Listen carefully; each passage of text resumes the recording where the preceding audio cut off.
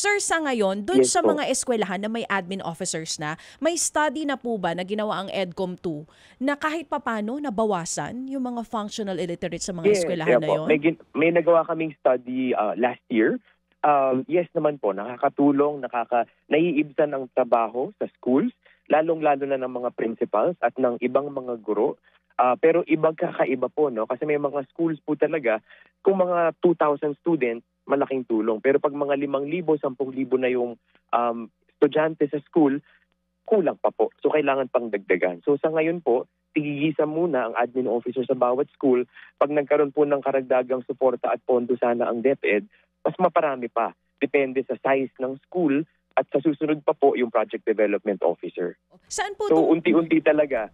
Unti-unti po talaga yung paglutas natin dito sa problemang ito. Opo, Saan? opo. Kasi 47,000 schools po tayo eh. Opo. Tsaka iba-iba talaga ang konteksto ng mga schools. Oo. Doc, saang mga eskwelahan na ang nagdagdag tayo o meron na tayo mga admin officers? Is it here in NCR o meron din tayo doon sa malalayo?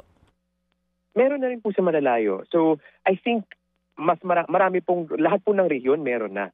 So may mga natitira na lang pong mga paaralan na wala pa. Kaya po yun po yung pupunan ngayon 2026.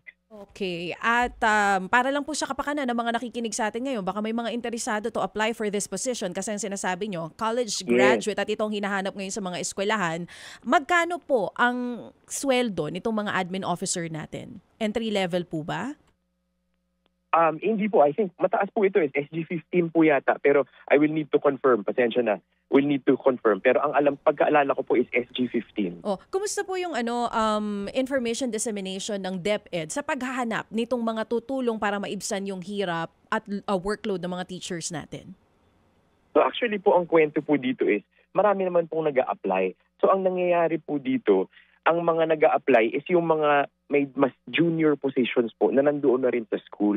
So ang nangyayari, nagkakaroon po ng vertical promotion or increase in salary po ng mga nandoon na. Tapos nag-hire sila ng mga magte-take on ng mas mababang admin role sa loob ng DepEd. Mga kapatid, brothers and sisters, saan ka pa? Dito na tayo sa totoo. Dito na tayo sa True FM. Mga kapatid, mag-subscribe and follow po kayo sa social media accounts ng True Network PH. Yan po kami. Hanapin nyo lang True Network PH, Facebook, Instagram, YouTube, TikTok, and podcast. Mapa Apple or Spotify man yan, mahahanap nyo kami. Lahat ng mga napapanood at napapakinggan nyo po sa programa, nasa social media accounts namin yan. So, paano mga kapatid? See you sa social media! Ito tayo sa totoo, tunay at tapat.